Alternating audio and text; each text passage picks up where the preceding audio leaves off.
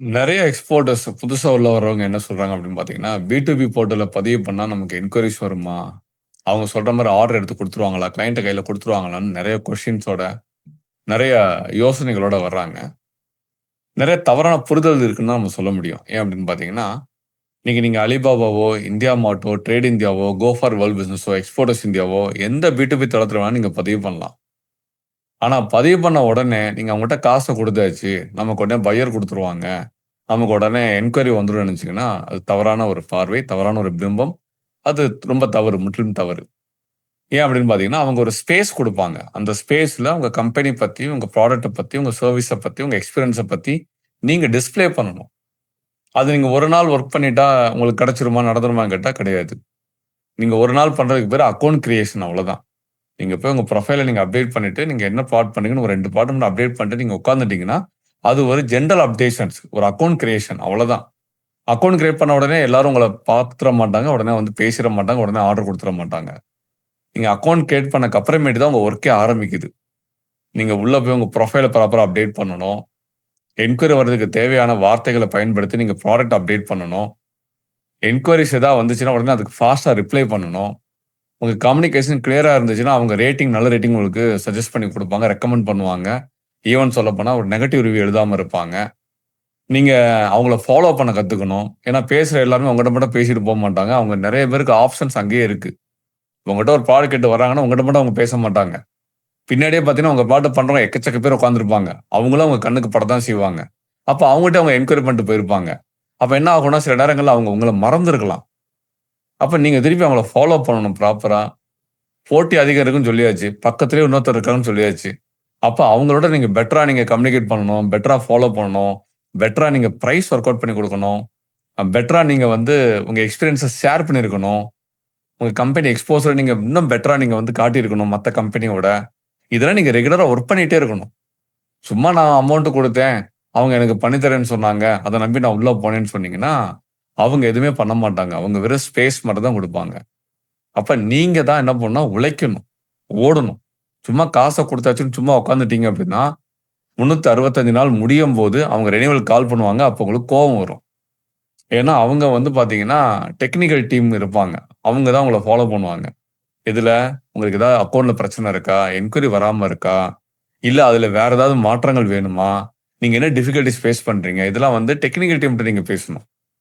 நீங்க மார்க்கெட்டிங் டீம்காரன்ட்ட எதுவும் பேச முடியாது. உங்கள உள்ள ஒருத்தவங்க சேர்க்கிறாங்கன்னா, அவங்க மார்க்கெட்டிங் டீம். அவங்களுக்கு வந்து வேலையே உங்கள உள்ள இழுத்து போடுறது தான். அந்த தளத்துக்கு அதிகமா ஆட்கள சேர்த்தா அவங்களுக்கு இன்சென்டிவ் இருக்கும் மாசம். அந்த இன்சென்டிவ்க்காக உழைச்சுட்டு போயிருவாங்க. யாரு? Marketing people. ஆனா உள்ள இருக்கக்கூடிய டெக்னிக்கல் சப்போர்ட் டீம் தான் என்ன பண்ணுவாங்கன்னா, உள்ள இருக்கக்கூடிய பிரச்சனைகள பத்தி பேசுவாங்க. அத பத்தி உங்களுக்கு சொல்யூஷன் குடுப்பாங்க. நீங்க அவங்ககிட்ட தான் கலந்துக்கணும். அப்ப இயர் எண்டுல திருப்பி பார்த்தீங்கன்னா, ரெனிவலுக்கு வந்து திருப்பி மார்க்கெட்டிங் டீம் கூப்பிடுவாங்க. அவங்கள திட்டியோ, சத்தம் போட்டோ எனக்கு நடக்கலன்னு சொல்லி ஒரு பிரயோஜனமும் இல்ல. அப்ப நீங்க ஒன்ஸ் நீங்க ரிஜிஸ்டர் பண்ணிட்டீங்க. ஒரு லைசென்ஸ் எடுத்துட்டீங்க. அதுக்குள்ள மெம்பர்ஷிப் ஆயிட்டீங்க அப்படின்னா, உள்ள போயி டெக்னிக்கல் டீம் யாருன்னு கேட்டு, அவங்கள நீங்க கனெக்ட் பண்ணி, உங்களுக்கு இருக்கிற பிரச்சனைகள நீங்க அவங்ககிட்ட சொல்லி, அத சார்ட் அவுட் பண்றதுக்கு தேவையான வேலைகள பார்க்கணும். எப்ப? மெம்பர்ஷிப் எடுத்த மாசமோ, 2வது மாசமோ, 3வது மாசமோ. அத நீங்க கடைசி நேரத்தில ரெனிவல் பண்றப்ப அவங்க சொல்லும்போது, அப்ப நான் பண்றேன்னு சொன்னீங்கன்னா, அது டைம் வேஸ்ட்டு, மணி வேஸ்ட்டு, எல்லாம் வேஸ்ட்டு. இந்த மாரி ஒரு ஒரு தளத்த எப்படி பயன்படுத்தணும்? அதுக்குள்ள எப்படி நம்ம எக்ஸ்போஸ் பண்ணணும்? அத எப்படி வேல பார்க்கணும்? அது எந்த அளவுக்கு நம்ம மெனக்கெடணும்? அதோட இம்பார்ட்டன்ஸ் என்ன? காம்படிஷன்ஸ் அது எந்த அளவுக்கு உள்ள இருக்காங்க? அவங்களோட ரோல்ஸ் அண்ட் ரெஸ்பான்சிபிலிட்டி அதுக்குள்ள எப்படி இருக்கு? அவங்க எப்படி ஃபாலோ பண்றாங்க?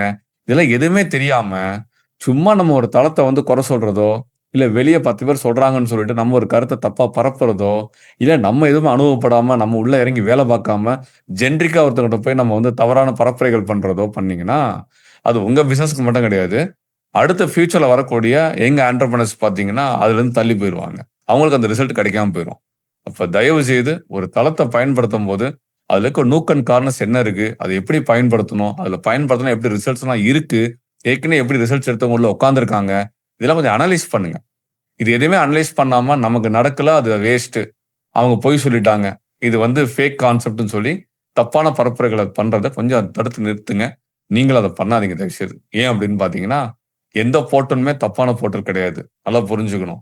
அப்படி தப்பான போர்ட்டலா இருந்தா யாரும் 5 வருஷம், 10 வருஷம் மெம்பர்ஷிப் எடுத்து உள்ள உட்கார மாட்டாங்க. இப்ப நீங்க சொல்லுவீங்க, உங்களுக்கு வந்து அந்த தளம் பிடிக்கலன்னு சொல்லுவீங்க. ஆனா அதே தளத்துல உங்க ப்ராடக்ட் எடுத்து பண்றவரு 5 வருஷம் மெம்பர்ஷிப் எடுத்து உட்கார்ந்திருப்பாரு. 10 வருஷம் மெம்பர்ஷிப் எடுத்து உட்கார்ந்திருப்பாரு. அப்போ ஒருத்தருக்கு ரிசல்ட்டே வராம 5 வருஷம் காசு குடுப்பாரா அவர் தளத்துக்குள்ள? 10 வருஷம் காசு குடுப்பாரா? அப்ப ஏதோ ரிசல்ட் எடுக்குறாங்கன்னு தானே அர்த்தம். அப்ப நமக்கு அந்த ரிசல்ட் எடுக்க தெரியல. அதான ஃபேக்ட் அங்க. அந்த ஃபேக்ட்ட புரிஞ்சுக்க மாட்டாங்க. சோ இதெல்லாம் நீங்க புரிஞ்சுகிட்டு ப்ராப்பரா சும்மா காச குடுத்துட்டோம். எனக்கு என்குயரி குடுத்துருவாங்க. எனக்கு பையர் குடுத்துருவாங்க. நான் பிசினஸ் பண்ணிருவேன்னு நெனச்சு உட்காராம, என்குயரி ஜெனரேட் பண்ண வேண்டிய கடமை கட்டாயம் நமக்கு இருக்கு.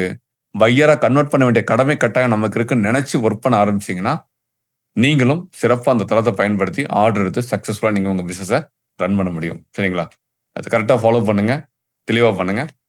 நன்றி. கற்றலினும் பெறுதல் நன்று.